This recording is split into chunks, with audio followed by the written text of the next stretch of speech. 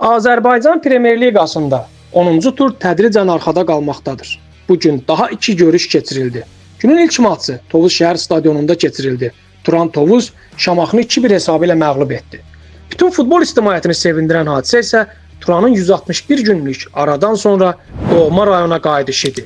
Turanın sağ əli Kəpəzin, Arazın, İmişli və Karvanın başına. Nəhayət Tovuz şəhər stadionunda da təbii örtük gördük. Cəmi 4 aya işi tamamlamaq mümkün oldu. Demək ki, istəyəndə olur. Həm meydanın təbii örtük olması, həm də Turanın doğma azarkeşləri önündə çıxış etməsi gözəl görüntülər idi. Sadəcə oyunun start fitindən sonra örtüyün yararsız hala düşməsi heç yerinə düşmədi. Görünən odur ki, Tovuz rəhbərliyi bir qədər tələsik qərar verib. Başa düşürəm, Şamaxı ilə maçlar Ayxan Abbasov amilinə görə Turan üçün xüsusi əhəmiyyətlidir. Məncə rəhbərlik səbr edib bu oyunu da Suraxanada keçirsə daha yaxşı olardı. Qarşıdan milli fasilə gəlir. Aradakı müddətdə örtük də daha ideal duruma gələ bilərdi. Oyuna gəldikdə isə qısaca onu demək olar ki, nəticəni keyfiyyət əldə etdi. Qurbanberdiyevin 11 legionerlə meydana çıxmışdı. Buna rəğmən aşağı-yuxarı bərabər səviyyədə oyun keçdi.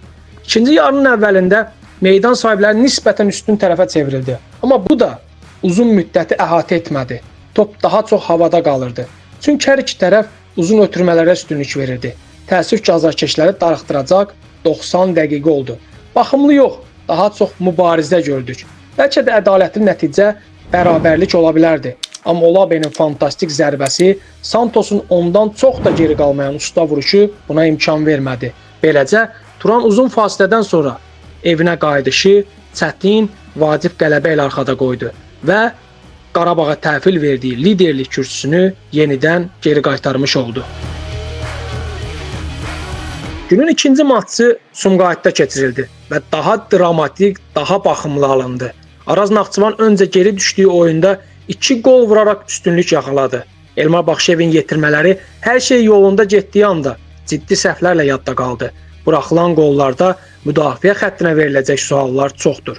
Sumqayıtın oyundan qopmamasını da unutmaq olmaz. Digər tərəfdən Arazın müdafiəsini səhvlərə məcbur edən rəqib də vardı. Sumqayıt mövsümdən yaxşı oyunlarından birini keçirdi. Sürət, kombinasiyalı hücumlar və s. gözdən qaçmırdı.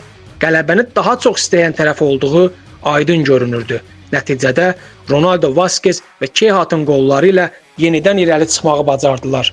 Sona qədər üstünlüyü qoruyan meydan sahibləri qızıl dəyərində 3 xal qazandı. Ümumiyyətlə, 5 oyunluq uğursuz seriyadan sonra Sumqayıt deyəsən özünə gəlir. Milli fasilə komandaya düşdü. Öncə Karvan üzərində darmadağınla qələbə, bu gün də əla geri dönüş. Xüsusilə Araz üzərində qələbə qeyd olunmalıdır. Bu komanda bu mövsüm yalnız Qarabağı uduzmuşdu. Bu cür iddialı rəqibi məğlub etmək sıradan hadisə deyil. Xalını 17-yə çatdıran Sumqayıt təmsilçisi artıq 4-cü pillədədir. Bu isə Avrokuboklar mübarizəsində mən də varam mesajı kimi qəbul edilə bilər. Burada mübarizə gərginləşir.